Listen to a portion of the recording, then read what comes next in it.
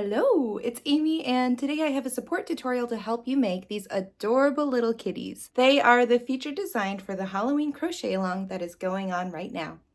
This tutorial is going to help you make the arms as well as the thigh indentations. So I just completed the second arm for our cat here, and this is a support tutorial for how to sew it onto the body.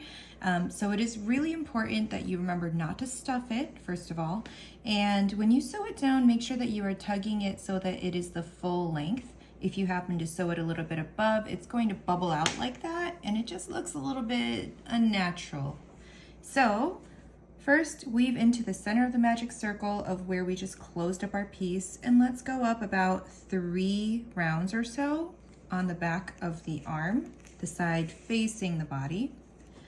Okay, and then we're going to secure it straight down onto the body. We want the arms to be straight down. You can also opt to sew the paws together, but we do want a little bit unsecured so that you could see the distinction of the paw.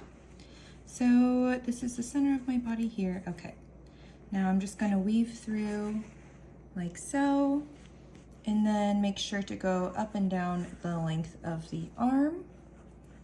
And this is just, again, to prevent that bubbling from happening. And that should do it. I'm going to secure the yarn tail with another yarn tail in just a moment. So I'm just going to weave down here where it is out of the way. Okay, so that is what the front arms will look like once you finish sewing them down. For the back legs, we're going to create indentations to create the thighs basically, and we're going to mark where that thigh is going to curve between rounds 19 to 23. I've already went ahead and I counted from the neck down, so this is where round 19 starts.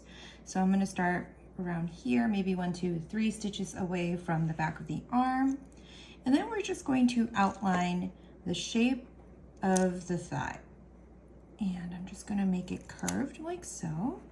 This is 19, 20, 21, 22, and 23. So we didn't close up our piece on purpose because we're going to be pulling the indentations through that hole, and then later when we close up the piece, this is going to be the bottom of the body where it's not going to protrude like that.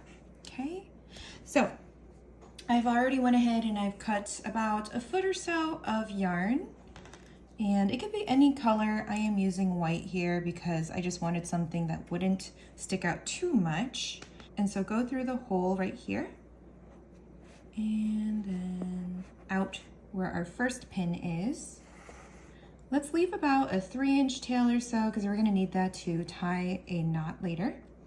And as you weave through the stitches in and out, we can remove this, the pins. Losing my words here, okay? There we go. I'm gonna pull through just for now. Oopsies. Okay, and then again through here. Okay. So just so you can see, there we go. It is a little bit hard to see because chenille can kind of swallow up the yarn, so I'm just pulling the stitches apart so you can see it. Now we're going to weave back straight down out of the hole where we left that 3-inch tail earlier. We are holding on to both of the yarn tails, and if I pull firmly, you can see that thigh start to take shape right there. Okay, and that is really important to make sure you tug tightly enough. You can kind of see it starts to push the butt out too from the back, and so that's exactly what we want. So go ahead and tie these 2 yarn tails into a double knot. That'll hold the indentations in place. For ease, you will cut a second strand of yarn and do the thigh on the other side of the body as well, just right here. And there you have it.